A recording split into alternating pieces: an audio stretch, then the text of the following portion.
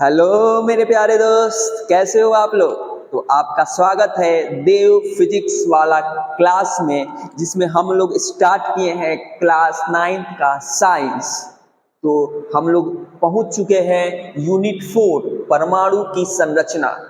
कैसे होती है ये परमाणु की संरचना। तो जे टॉमसन का परमाणु मॉडल देखे, रदरफोर्ड का परमाणु मॉडल देखे। आज मैंने एक शॉर्ट्स भी डाला है, ठीक है, वो आप देख सकते हो, जिसमें हमने क्या किया है कि उसको एक्सप्लेन किया है। एक 3D पिक्चर था, एक 3D वीडियो था, उसी को मैंने एक्सप्लेन किया है, ठीक है। तो हम लोग क्या पढ़ रहे हैं, परमाणु की संरचना, ठीक है, स्ट्रक्चर ऑफ एटम। तो हम लोग पिछले क्लास में इलेक्ट्रॉन वितरण को देखा था, इलेक्ट्रॉन कॉन्फ़िगरेशन को देखा था कि किसी भी परमाणु में, किसी तत्व के परमाणु में इलेक्ट्रॉन का कॉन्फ़िगरेशन कैसे होता है, इलेक्ट्रॉन किस कक्ष में कितना इलेक्ट्रॉन होता है। समझ रहे हो। जैसे बीच में न्यूक्लियस होता है, जिसमें प्रोटॉन और क्या होता है, न्यूट्रॉन होता है, और उसके बाहर फर्स्ट ऑर्बिट में, किसी भी तत्व के फर्स्ट ऑर्बिट में कितना इलेक्ट्रॉन होता है, सेकेंड ऑर्बिट में कितना इलेक्ट्रॉन होता है, थर्ड ऑर्बिट में कितना इलेक्ट्रॉन होता है। ये कॉन्फ़िगरेशन, ये इलेक्ट्रॉन का वितरण, इलेक्ट्रॉन कैसे वितरित होता है, कैसे व्यवस्थित होता है किसी भी परमाणु में, ये हम लोग पिछले क्लास में देख चुके हैं। तो सर पिछला क्लास वाला तो भुला गए हैं सर। तो बउआ टेंशन नहीं लो, हम 2 क्वेश्चन लेंगे जो आपके बुक में दिया होगा, और उस बुक में दिए हुए क्वेश्चन को सॉल्व करेंगे, जिससे पिछला क्लास वाला रिवाइज हो जाएगा, और उसके बाद आगे बढ़ेंगे, ठीक है। तो चलिए फर्स्ट क्वेश्चन लेते हैं। क्लोरीन, सल्फर और मैग्नीशियम की परमाणु संख्या से आप इनकी संयोजकता कैसे प्राप्त कर सकते हो। कह रहा है क्लोरीन, क्या कह रहा है सर, क्लोरीन के परमाणु संख्या से इसकी संयोजकता कैसे बता सकते हो। तो बउआ क्लोरीन की परमाणु संख्या कितनी होती है, 17। अरे हाँ सर, कितनी होती है परमाणु संख्या, 17। तो मैं बता चुका हूं कि जितना परमाणु संख्या होता है उतना ही प्रोटॉन का नंबर होता है, उतना ही इलेक्ट्रॉन का नंबर होता है। ध्यान देना, जितना परमाणु संख्या उतना ही इलेक्ट्रॉन का नंबर। ओके सर, मतलब इसमें इलेक्ट्रॉन का नंबर कितना है, 17। इलेक्ट्रॉन का नंबर कितना है, 17, ठीक है। तो बीच, अब देखिए इसका हम इलेक्ट्रॉन वितरण दिखाते हैं, इलेक्ट्रॉन कैसे वितरित होता है, किस ऑर्बिट में कितना इलेक्ट्रॉन होता है, ठीक है। तो ये जैसे न्यूक्लियस हो गया, हाँ सर, इसमें क्या होगा सर, प्रोटॉन होगा और न्यूट्रॉन होगा, हाँ सर होगा। इसके चारों तरफ क्या होगा, इसके चारों तरफ होगा क्या, फर्स्ट ऑर्बिट, जिसमें रहेगा 2 इलेक्ट्रॉन। इस ऑर्बिट को के कहते हैं। फर्स्ट ऑर्बिट में कितना इलेक्ट्रॉन मैक्सिमम रह सकता है, 2। उसके बाद आता है दूसरा ऑर्बिट, तो यहां से 2 घट गया तो कितना बचा, 15। तो दूसरा घर में कितना मैक्सिमम रह सकता है सर, 18। 15 लोगों को रखना है, अब मैक्सिमम दूसरा में 8 रह सकता है, तो 8, इसमें से 8 को तो आराम से रख देंगे। समझ रहे हो कि दूसरा जो ऑर्बिट है मैक्सिमम 8 ही इलेक्ट्रॉन रख सकता है, और मेरे पास 15 इलेक्ट्रॉन है, तो 8 इलेक्ट्रॉन को रख दो, आगे वाले के लिए बाद में सोचेंगे। हो गया ना, 3 3 6 2 8, ठीक है। अब कितना बचा, 8 घट गया तो 7 बचा, कितना बचा, 7। तो 7 के लिए तीसरा घर, तीसरा ऑर्बिट, तो तीसरा ऑर्बिट में मैक्सिमम 18 इलेक्ट्रॉन रह सकता है, लेकिन हमारे पास कितना है, 7 ही है, तो 7 को आराम से रख दो। अब देखना, बाहरी कक्ष में कितना इलेक्ट्रॉन, 7 इलेक्ट्रॉन, मतलब वैलेंस इलेक्ट्रॉन कितना है, वैलेंस इलेक्ट्रॉन कितना है, तो सर 7। और वैलेंसी कितना होगा, संयोजकता, जो आपका क्वेश्चन पूछ रहा है, संयोजकता। तो क्या बताए थे कि जब भी बाहरी कक्ष में 4 से ज्यादा इलेक्ट्रॉन हो, बाहरी कक्ष में 4 से ज्यादा इलेक्ट्रॉन हो, यहां पे कितना है, 7, तो उसको 8 में से घटा देना है, 8 माइनस 7 मतलब 1। इसकी संयोजकता कितना होगा, 2। अच्छा, सर इसका इलेक्ट्रॉनिक कॉन्फ़िगरेशन कैसे लिखेंगे, इलेक्ट्रॉन कॉन्फ़िगरेशन कैसे लिखेंगे? तो फर्स्ट ऑर्बिट में कितना इलेक्ट्रॉन? 2। दूसरा ऑर्बिट, प्यारे दोस्तों हमारा वीडियो क्या हो गया था, रुक गया था, वीडियो हमारा रुक गया था। हम लोग क्या देख रहे थे, हम पूछ रहे थे कि इसका इलेक्ट्रॉन कॉन्फ़िगरेशन क्या होगा। मतलब ये बताना है कि फर्स्ट ऑर्बिट में कितना इलेक्ट्रॉन? 2। दूसरा ऑर्बिट में गिनो, फर्स्ट ऑर्बिट में 2, दूसरा ऑर्बिट में 8 और तीसरा में 7। मतलब K में 2, L में 8 और M में 7। ऐसे भी देख सकते हैं, ये 17 है, कितना है सर? 17। तो फर्स्ट ऑर्बिट में कितना इलेक्ट्रॉन मैक्सिमम रह सकता है सर? 2। तो 2 घट गया तो कितना हुआ? 15। दूसरा घर में है कितना इलेक्ट्रॉन को रखना? 15। लेकिन दूसरा घर में मैक्सिमम कितना इलेक्ट्रॉन रह सकता है सर? 8 ही रह सकता है। तो 15 में से 8 गया 7। अब तीसरा घर में 18 इलेक्ट्रॉन मैक्सिमम रह सकता है सर, लेकिन हमारे पास 7 है सर, तो 7 को रख दिए, 2 8 7। ये हुआ इलेक्ट्रॉन कॉन्फ़िगरेशन। इसके बेसिस पर भी बता सकते हैं कि इसके बाहरी कक्ष में 7 इलेक्ट्रॉन है, तो संयोजकता क्या होगा? 8 - 7। ठीक है, अब चलिए दूसरा क्वेश्चन देखते हैं। दूसरा क्वेश्चन है सल्फर। सल्फर का कितना होता है? 16। सल्फर का एटॉमिक नंबर कितना होता है सर? 16। सल्फर का कितना होता है सर? 16। तो ये बताइए कि सर फर्स्ट ऑर्बिट में कितना इलेक्ट्रॉन रह सकता है सर? तो फर्स्ट ऑर्बिट में तो याद किए थे सर, फर्स्ट ऑर्बिट में तो मैक्सिमम 2 ही इलेक्ट्रॉन रह सकता है सर। 16 को ढुका दोगे? नहीं, 16 को नहीं ढुकाइएगा, क्योंकि सर एक बात बताइए, ये तो एटॉमिक नंबर है 16, तो यही जो है प्रोटॉन नंबर भी होगा और इलेक्ट्रॉन नंबर भी होगा। हाँ यही होगा, यही एटॉमिक नंबर भी है तो प्रोटॉन नंबर भी होगा और इलेक्ट्रॉन नंबर भी होगा। अब इसी का हमको क्या करना है? इलेक्ट्रॉन कॉन्फ़िगरेशन बताना है, इलेक्ट्रॉन वितरण बताना है। ठीक है, तो फर्स्ट ऑर्बिट में कितना इलेक्ट्रॉन रह सकता है? फर्स्ट ऑर्बिट में मैक्सिमम 2 इलेक्ट्रॉन रह सकता है। फर्स्ट ऑर्बिट में मैक्सिमम 2 इलेक्ट्रॉन, तो 16 में से 2 गया 14। अब 14 इलेक्ट्रॉन को रखना है, 16 में से 2 गया, 14 इलेक्ट्रॉन को रखना है। तो ये बताइए दूसरा ऑर्बिट में 14 इलेक्ट्रॉन को रख देंगे? नहीं रखेंगे, क्योंकि दूसरा ऑर्बिट में मैक्सिमम 8 ही इलेक्ट्रॉन आप रख सकते हो। दूसरा ऑर्बिट में मैक्सिमम कितना इलेक्ट्रॉन रख सकते हो? 8। समझ रहे हो ना? दूसरा ऑर्बिट में ये K है और ये L है। अब कितना बचा? 14 में से 8 गया 6, 14 में से 8 गया 6। अब 6 इलेक्ट्रॉन बचा। अब तीसरा घर आया, तीसरा घर में मैक्सिमम कितना इलेक्ट्रॉन रख सकते हो सर?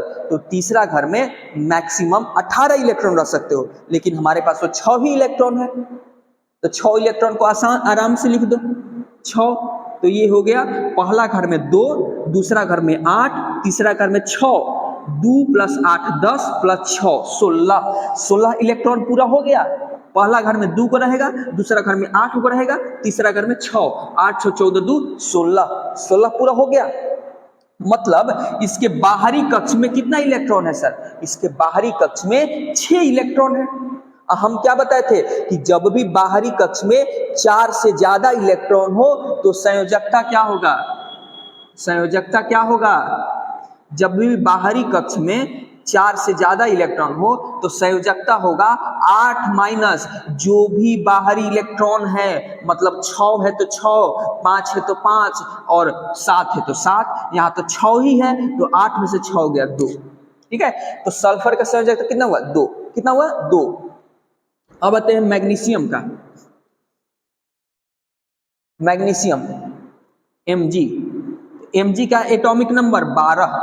तो सर जितना एटॉमिक नंबर उतना ही प्रोटॉन नंबर, उतना ही इलेक्ट्रॉन नंबर। मैं बार बार बोल रहा हूं कि आपको याद हो जाए, क्लास में ही याद हो जाए, आप कभी नहीं भूलो। ठीक है, जितना एटॉमिक नंबर उतना ही प्रोटॉन नंबर, उतना ही इलेक्ट्रॉन नंबर। मतलब मैग्नीशियम में इलेक्ट्रॉन कितना है? 12। तो इलेक्ट्रॉन 12 ही ना इलेक्ट्रॉन को क्या करना है? वितरित करना है। यदि मैग्नीशियम में 12 इलेक्ट्रॉन है तो इसी 12 इलेक्ट्रॉन को ना वितरित करना है, इसी 12 इलेक्ट्रॉन का इलेक्ट्रॉन कॉन्फ़िगरेशन बताना है। तो हाँ सर उसी का बताना है। तो सबसे पहले पहला घर आता है। पहला घर में कितना मैक्सिमम इलेक्ट्रॉन रह सकता है सर? तो पहला घर में मैक्सिमम 2 ही इलेक्ट्रॉन रह सकता है सर। तो 12 को तो नहीं घुसाइएगा, कितना रखिएगा? 2 ही को रखेंगे। कितना रखेंगे, 2 ही को रखेंगे। तो 12 में से 2 गया 10, कितना इलेक्ट्रॉन बचा, 10 इलेक्ट्रॉन। अब 10 इलेक्ट्रॉन को रखना है तो दूसरा घर में 10 को घुसा दो। नहीं सर, आप ही तो बताए थे कि दूसरा घर में मैक्सिमम 8 ही इलेक्ट्रॉन रख सकता है सर, 10 को नहीं रख सकते। तो दूसरा घर में कितना रखोगे, 8। तो अब कितना बचा, 2 बचा सर। तो अब क्या करोगे सर, सर 2 बचा है सर, तो 2 को तीसरा घर में बैठा दो। तीसरा घर में, तो तीसरा घर में मैक्सिमम कितना इलेक्ट्रॉन रहता है सर, तो तीसरा घर में मैक्सिमम 18 इलेक्ट्रॉन रहता है। लेकिन हमारे पास कितना है, 2 ही है, तो 2 को आराम से रख दो, 2 को आराम से रख दो। तो 2 8 2 2 8 2 8 2 10 और 2 12, ये 12 इलेक्ट्रॉन का क्या हो गया, कॉन्फ़िगरेशन हो गया। ये फर्स्ट घर में K में रहेगा, ये L में रहेगा और ये M में रहेगा। अब बताना है इसका संयोजकता। तो क्या बताए थे कि जब भी यदि बाहरी घर में, बाहरी घर कौन है, M है, इसमें कितना इलेक्ट्रॉन है, 2 इलेक्ट्रॉन है। तो क्या बताए थे कि जब भी बाहरी कक्ष में 4 से कम इलेक्ट्रॉन हो, 4 से ज्यादा नहीं, 4 से कम इलेक्ट्रॉन हो, तो जितना इलेक्ट्रॉन रहेगा वही उसका संयोजकता होगा, वैलेंसी होगा। तो यहाँ पे मैग्नीशियम का संयोजकता वैलेंसी कितना होगा, तो संयोजकता वैलेंसी 2 होगा। आ गया क्वेश्चन सॉल्व, पीछे वाला क्लास वाला रिवीजन ओके डन हो गया।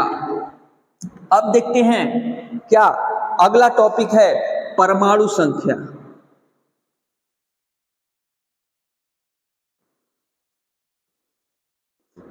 एटॉमिक नंबर क्या होता है, एटॉमिक नंबर सर ये तो इतना बार पढ़ लिए हैं कि अब पढ़ाने की जरूरत ही नहीं है। लेकिन आपके एनसीईआरटी में दिया है वो टॉपिक, तो उस टॉपिक पे चर्चा करना जरूरी है। मैंने आपको वादा किया था कि एनसीईआरटी का एक एक टॉपिक मैं डिस्कस करूंगा आपके सामने।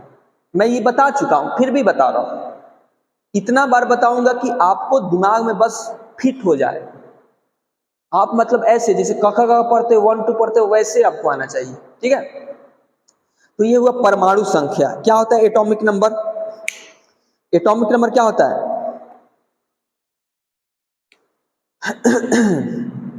एटॉमिक नंबर क्या होता है, अभी तो बताए सर कि एटॉमिक जो नंबर होता है, परमाणु संख्या होता है, किसी भी परमाणु में, किसी भी परमाणु में उपस्थित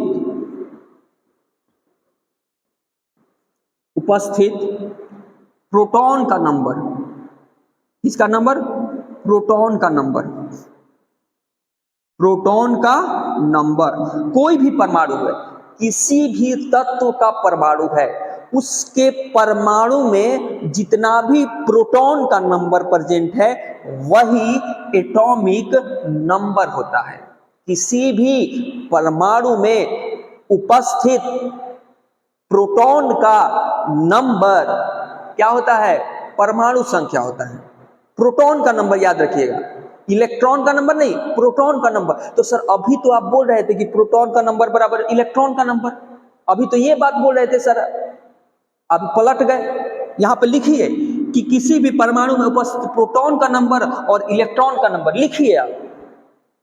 तो बउआ एक चीज ध्यान में रखना कि हो सकता है कि किसी भी परमाणु में उपस्थित इलेक्ट्रॉन मान लो 4 है, तो उसमें से एगो निकल गया तो 3 एगो बचा, ठीक है। हो सकता है ऐसे कि एक परमाणु एक इलेक्ट्रॉन आ गया या एक इलेक्ट्रॉन निकल गया, इलेक्ट्रॉन का नंबर चेंज हो सकता है, लेकिन किसी भी परमाणु में प्रोटॉन का नंबर चेंज नहीं होता है, प्रोटॉन फिक्स रहता है।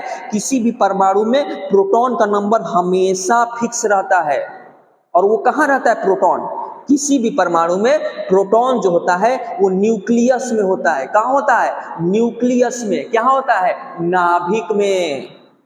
किसी भी परमाणु में उपस्थित प्रोटॉन का नंबर क्या बताता है, परमाणु संख्या। ये प्रोटॉन कहाँ रहता है, प्रोटॉन हमेशा कहां होता है, नाभिक में रहता है, में उपस्थित होता है।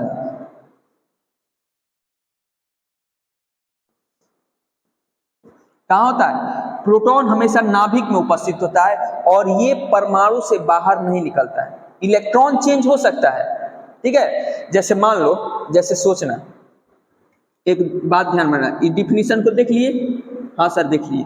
अब एक बात समझना, जैसे मान लो सोडियम है, सोडियम का परमाणु संख्या 11, सोडियम का परमाणु संख्या 11। तो अभी तक क्या बताते आ रहे थे कि सर सोडियम है तो इसमें जितना प्रोटॉन नंबर होगा उतना ही इलेक्ट्रॉन नंबर होगा, जितना प्रोटॉन नंबर होगा उतना ही इलेक्ट्रॉन नंबर होगा। ओके, सही बात, ठीक है। मान लो ये न्यूक्लियस है, इसका एक ऑर्बिट, दूसरा ऑर्बिट, फर्स्ट ऑर्बिट में 2 इलेक्ट्रॉन, फर्स्ट ऑर्बिट में 2 इलेक्ट्रॉन, दूसरा में 8, 2 2 4 1 5 6 7 8, ठीक है। एक इलेक्ट्रॉन बचा, वो कहाँ रहेगा? तीसरा में रहेगा। एक इलेक्ट्रॉन बचा, वो कहाँ रहेगा? तीसरा घर में। तो अभी देखना, इसमें इलेक्ट्रॉन कितना है? 11 हो। प्रोटॉन भी कितना होगा? 11 हो। इस न्यूक्लियस में प्रोटॉन रहता है, प्रोटॉन का नंबर भी कितना होगा? प्रोटॉन नंबर बराबर 11। यहां पर इलेक्ट्रॉन नंबर भी क्या होगा? 11 ही होगा। इलेक्ट्रॉन नंबर भी क्या होगा? 11। लेकिन यदि हम इसको हीट करें, ठीक है, या किसी चीज से रिएक्शन कराएं, तो ये जो एक इलेक्ट्रॉन है ये बाहर निकल जाता है। ये जो एक इलेक्ट्रॉन है ये मतलब अनस्टेबल होता है, ये अपने आप भाग जाएगा निकल के। इसको हीट करेंगे तो एक इलेक्ट्रॉन क्या होगा? ये बाहर निकल जाएगा। एक इलेक्ट्रॉन क्या हो गया? ये बाहर निकल गया और इस पे पॉजिटिव चार्ज आएगा, Na+ बन जाएगा, Na+।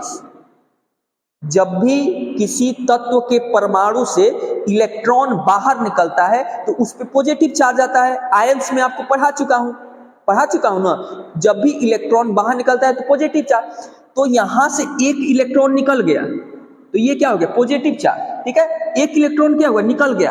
तो एक इलेक्ट्रॉन निकल गया तो इसमें इलेक्ट्रॉन का नंबर कितना बचा? ये पूछा जाए कि Na+ में इलेक्ट्रॉन का नंबर कितना है? Na+ में इलेक्ट्रॉन का नंबर कितना है? 10 है। लेकिन प्रोटॉन का नंबर कितना है? ऑलवेज 11 होगा। ये क्या है? इलेक्ट्रॉन का नंबर। ये क्या है? प्रोटॉन का नंबर। इलेक्ट्रॉन 10 और प्रोटॉन 11, यहां चेंज हो गया। तो अब मान लीजिए कि यदि इलेक्ट्रॉन 1 निकल गया तो 10 हो गया, 10 हो गया कि नहीं? तो आप ऐसे कैसे कह सकते हैं कि एटॉमिक नंबर इलेक्ट्रॉन के बराबर होगा? अब भी इसका एक इलेक्ट्रॉन निकल गया और 10 इलेक्ट्रॉन बचा, फिर भी इसका एटॉमिक नंबर 11 ही है। अब भी Na+ का एटॉमिक नंबर कितना है? 11 ही है। समझना बात को। अब भी सोडियम का एटॉमिक नंबर कितना है? 11। समझ रहे हो? 11 ही है। जबकि इसका एक इलेक्ट्रॉन निकल गया है, एक इलेक्ट्रॉन निकल गया है, तब भी इसका एटॉमिक नंबर 11 ही है। तो हम कह सकते हैं कि एटॉमिक नंबर एक्चुअली में इलेक्ट्रॉन नंबर के बराबर नहीं होता है, प्रोटॉन नंबर के बराबर होता है। किसके बराबर होता है? प्रोटॉन नंबर के बराबर होता है एटॉमिक नंबर। एटॉमिक नंबर जो होता है प्रोटॉन नंबर के बराबर होता है। जैसे कोई भी तत्व जो है, जैसे सोडियम है, यदि ये उदासीन है, मतलब इस पे कोई भी चार्ज नहीं है। जब भी कोई तत्व का परमाणु उदासीन है, कोई भी तत्व जो है उदासीन है, न्यूट्रल है, उस टाइम याद रखना, जब भी किसी तत्व का परमाणु या तत्व उदासीन है, न्यूट्रल है, उस टाइम जितना एटॉमिक नंबर होगा उतना ही प्रोटॉन नंबर होगा, उतना ही इलेक्ट्रॉन नंबर होगा। जब तक इलेक्ट्रॉन इसमें से बाहर नहीं निकलेगा तब तक जितना इलेक्ट्रॉन नंबर होगा उतना ही प्रोटॉन नंबर होगा। और वो क्या होता है? उदासीन होता है। कोई भी परमाणु उदासीन होता है। क्यों उदासीन होता है? जितना प्रोटॉन नंबर होता है उतना ही इलेक्ट्रॉन नंबर होता है। लेकिन यदि एक भी इलेक्ट्रॉन बाहर निकल गया तो वो उदासीन नहीं रहेगा, उस पर चार्ज आ जाएगा। तो उस time electron number proton number के बराबर नहीं रहेगा। समझ रहे हो? तो उस टाइम ऐसा मत कहना कि सर 10 गो इलेक्ट्रॉन है तो एटॉमिक नंबर 10 होगा। नहीं, एटॉमिक नंबर प्रोटॉन के नंबर के बराबर होता है। एटॉमिक नंबर प्रोटॉन के नंबर के बराबर होता है, इलेक्ट्रॉन के नंबर के नहीं। क्योंकि इलेक्ट्रॉन जो है वो क्या होता है, वो मतलब वो फिक्स नहीं होता है। वो इलेक्ट्रॉन हो सकता है कि एगो आ जाए परमाणु में, या एक इलेक्ट्रॉन एगो बाहर निकल जाए। इलेक्ट्रॉन चेंज होते रहता है। पॉजिटिव चार्ज है तो इलेक्ट्रॉन बाहर निकल गया है, निगेटिव चार्ज है तो इलेक्ट्रॉन बाहर से अंदर आया है। समझ रहे हो? तो इसीलिए एटॉमिक नंबर हमेशा फिक्स होता है जो प्रोटॉन नंबर के बराबर होता है, क्योंकि प्रोटॉन नंबर किसी भी परमाणु में उपस्थित प्रोटॉन नंबर कभी चेंज नहीं होता है। हमेशा याद रखोगे कि एटॉमिक नंबर प्रोटॉन नंबर के बराबर होता है। ठीक है? और जो है, यदि कोई भी तत्व उदासीन है, न्यूट्रल है, क्या है, उदासीन है, न्यूट्रल है, तो उसमें प्रोटॉन नंबर इलेक्ट्रॉन नंबर के बराबर होता है। उसको लिख देते हैं, याद रहेगा। लिख देते हैं, जब भी कोई तत्व का परमाणु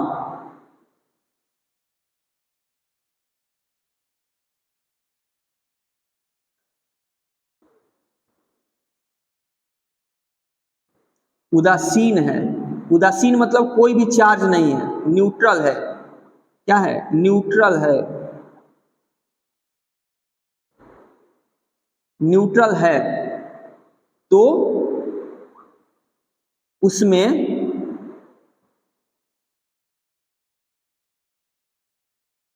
प्रोटॉन का नंबर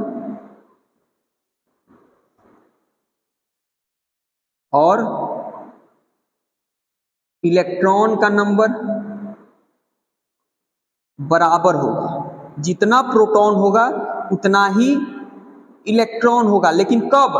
जब तत्व का परमाणु उदासीन है, मतलब उस पर किसी तरह का चार्ज नहीं है, तब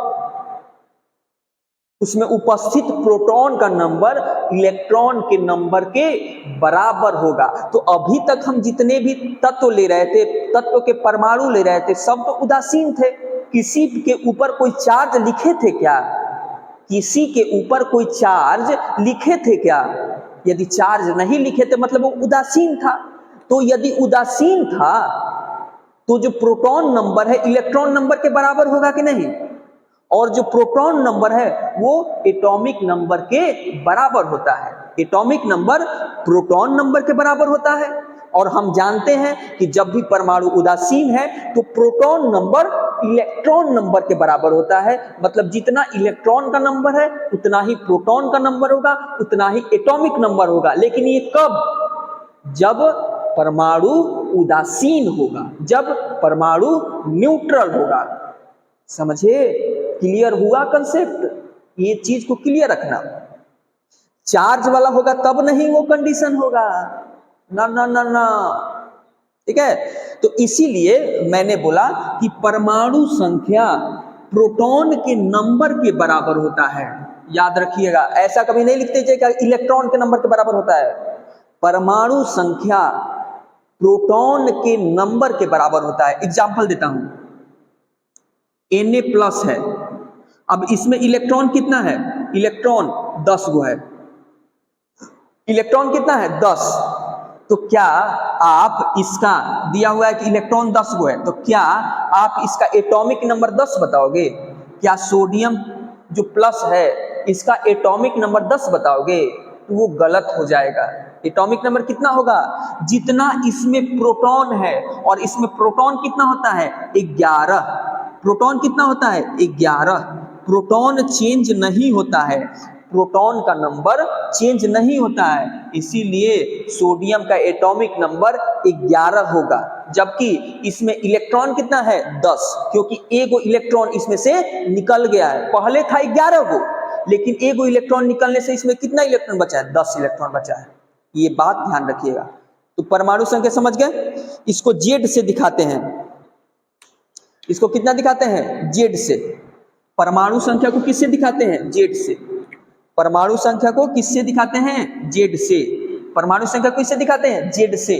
तो किसी भी परमाणु के नाभिक में उपस्थित प्रोटॉन का नंबर, किसी भी, फिर से लिख देता हूं, किसी भी परमाणु के नाभिक में उपस्थित प्रोटॉन का नंबर। प्रोटॉन का नंबर क्या होता है? परमाणु संख्या। किसी भी तत्व के, किसी भी परमाणु के जो नाभिक होता है उसमें जितना प्रोटॉन का नंबर होगा वही उसका एटॉमिक नंबर होगा। जैसे क्लोरीन है, उस क्लोरीन का एटॉमिक नंबर 17 है, इसका मतलब उसके नाभिक में 17 प्रोटॉन होगा। ऑक्सीजन है, ऑक्सीजन का एटॉमिक नंबर 8 है, मतलब उसके नाभिक में 8 प्रोटॉन होगा। समझ रहे हो? 8 प्रोटॉन होगा। हाइड्रोजन है, उसका एटॉमिक नंबर 1 है, मतलब उसके नाभिक में 1 प्रोटॉन होगा। समझ रहे हो? नहीं समझ रहे हो तो बोलो। ओके, तो अब हो गया, ये हो गया एटॉमिक नंबर। अब देखते हैं एटॉमिक मास, परमाणु द्रव्य, परमाणु एटॉमिक। अब क्या देखते हैं? Atomic mass number. ये भी बता चुका हूं। एटॉमिक मास नंबर, परमाणु संख्या, परमाणु द्रव्यमान संख्या, ये बता चुका हूं आपको, फिर से बता दे रहा हूं। परमाणु द्रव्यमान संख्या क्या होता है? परमाणु द्रव्यमान संख्या क्या होता है? तो परमाणु द्रव्यमान संख्या किसी भी परमाणु के नाभिक में उपस्थित प्रोटॉन और न्यूट्रॉन के संख्या का सम क्या होता है सर? किसी भी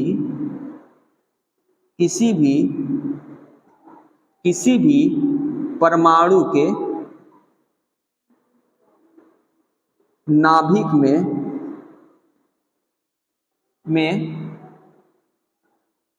में उपस्थित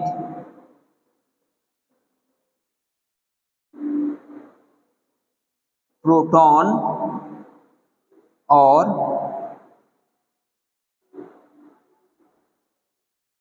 और न्यूट्रॉन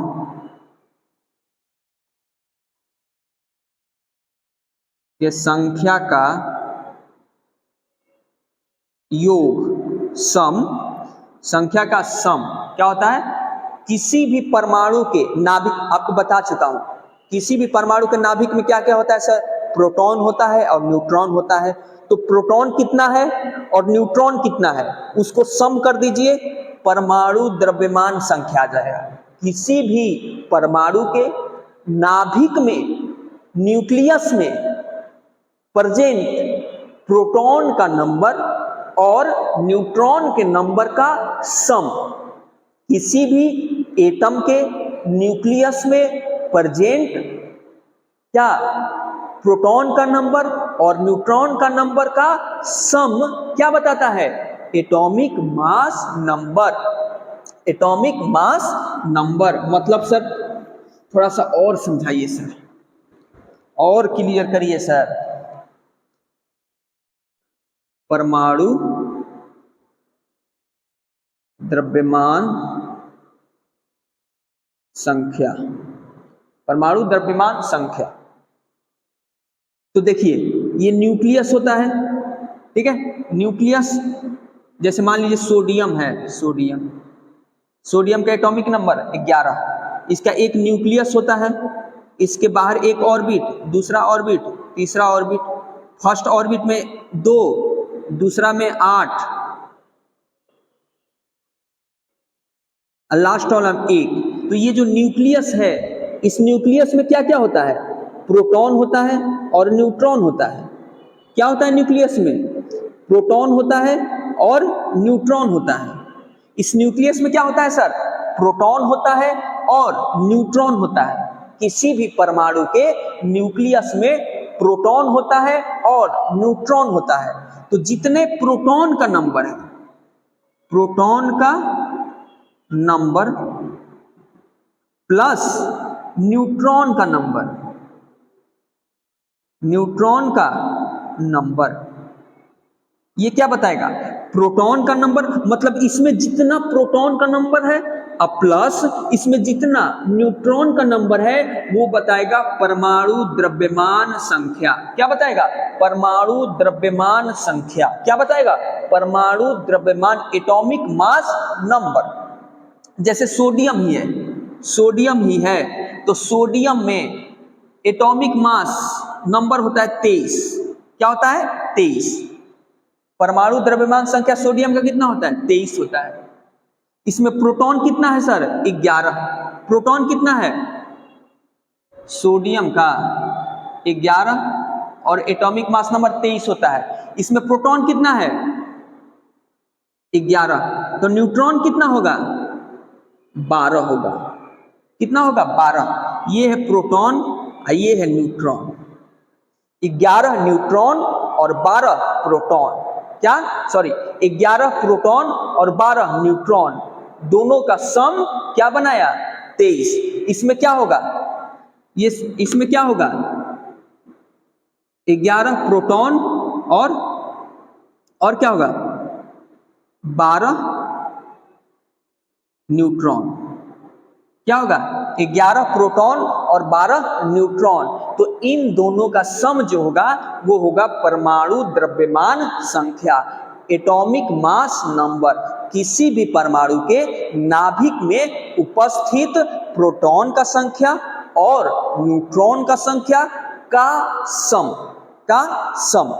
चलिए एक क्वेश्चन देखते हैं।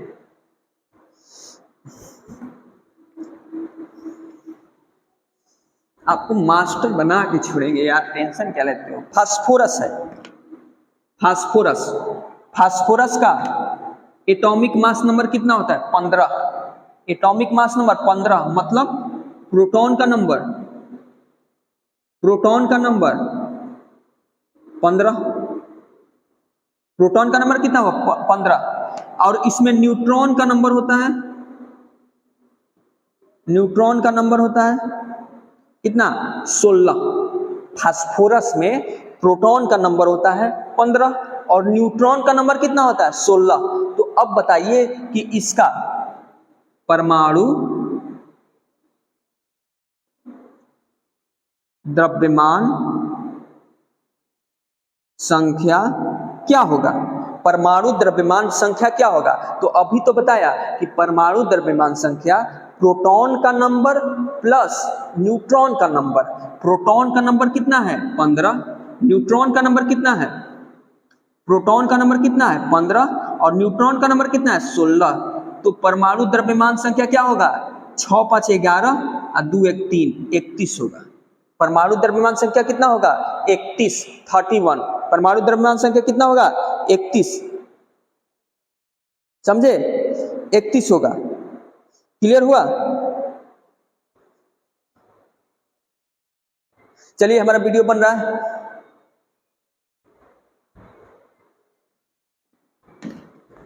अब चलिए ये चीज देखते हैं कि हम कैसे करते हैं परमाणु संख्या को और परमाणु द्रव्यमान संख्या को किसी भी तत्व के से कैसे शो करते हैं। ठीक है, किसी भी तत्व के सामने कैसे शो करते हैं।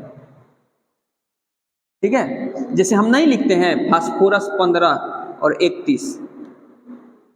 ठीक है, तो हम इसको कैसे करते हैं, ये सही नहीं लिखते हैं हम। ठीक है, देखना, symbol, symbolic representation.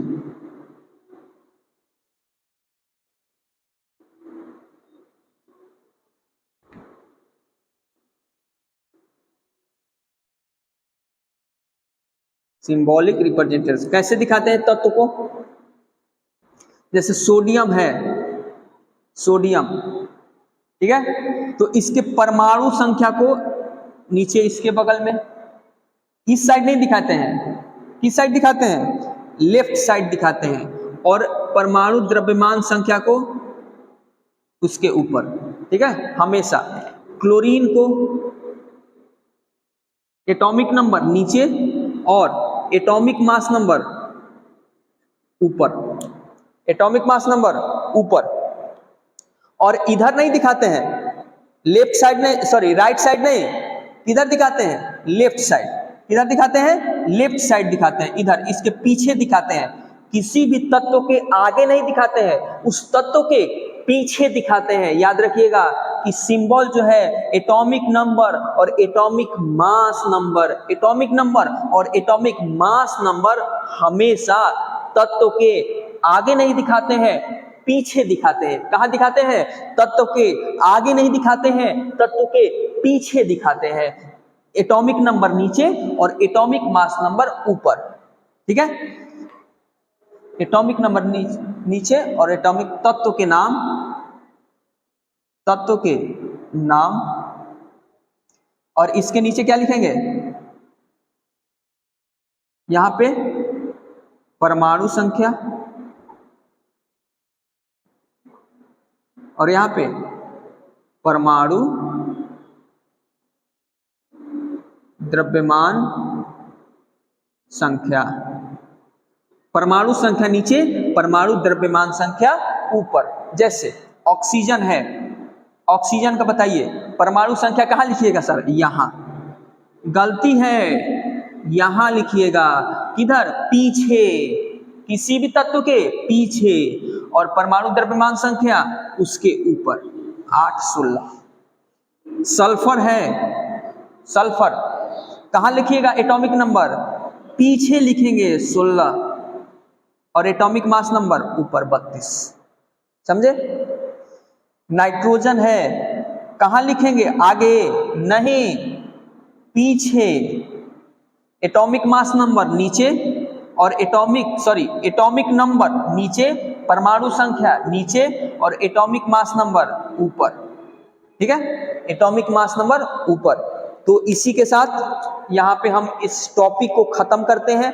Next class में हम इस पे 3-4 क्वेश्चन लेंगे, उसके बाद आगे टॉपिक पढ़ाएंगे। इससे क्या होता है कि नेक्स्ट क्लास में यदि 4 क्वेश्चन लेंगे तो पीछे वाला क्लास रिवीजन हो जाएगा और फिर आगे बढ़ेंगे। तो ऐसे आपका बैक में रिवाइज होते चलेगा। आप घर पे नहीं भी पढ़िएगा तो कोई दिक्कत नहीं, आपको क्लास में आइए, मैं रिवाइज करा दूंगा क्वेश्चन बना के एकदम 100%। वीडियो अच्छा लगा तो लाइक करें, सब्सक्राइब करिए। जय हिंद, जय भारत।